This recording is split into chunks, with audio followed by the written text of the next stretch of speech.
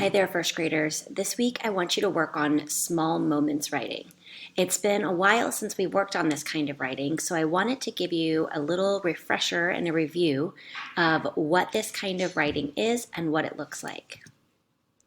So a small moment, remember we talked about how it's not writing about the whole watermelon, it's just the seed. So you're not going to tell me every single thing that happened in a day. You're going to pick one of those events and then tell me a whole lot about it in a lot of detail. The first step in this kind of writing, in small moments writing, is to think of an idea. So a small moment is usually a thing that happened to you or a thing that you do. So if you look here, a thing that happened to you, this might be that somebody went for a walk and they got stuck in the rain. And a thing that you do could be like this picture, like karate, or I know some of you do parkour or gymnastics or play baseball. Any of those things would work. The next step, before you even pick up a pencil or a pen, is to touch each page and to plan out your story. What do you plan to write and what do you plan to draw on each one of those pages?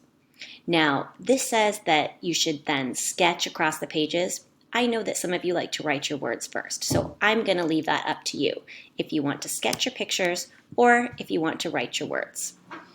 Once you've touched each page and you've got a plan, then you go ahead and you work on your pictures and your words.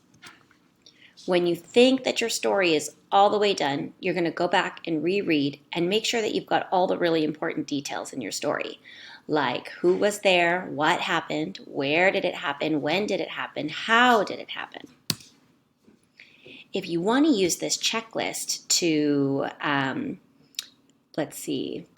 check your writing, you're going to take a look at all the things right here under the grade 1 column.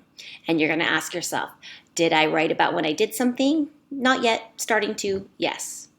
I tried to make a beginning for my story, and you're going to go all the way down and you're going to check them off. If you've got yes on every single one of those things, I want you to look over at the second grade stuff and start trying some of that too.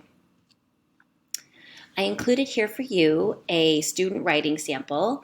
It's not anybody from our class, and it's just a black and white copy, so you can't see any of the color that they have in their story.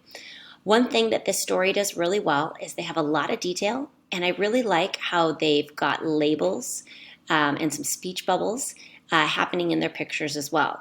I'm not going to read this story to you over the video, but if you want to read it, you can just pause the video and read through the story.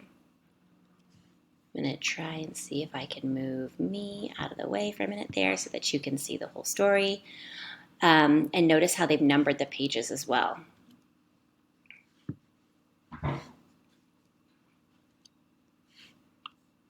All right, my friends, so that is small moments writing, a thing that you do or something that happened to you. Now, since we're working on these at home, you might not have paper that looks just like the paper that we use at school, and that's fine. You can use any kind of paper. You can use the back of paper. Anything will work.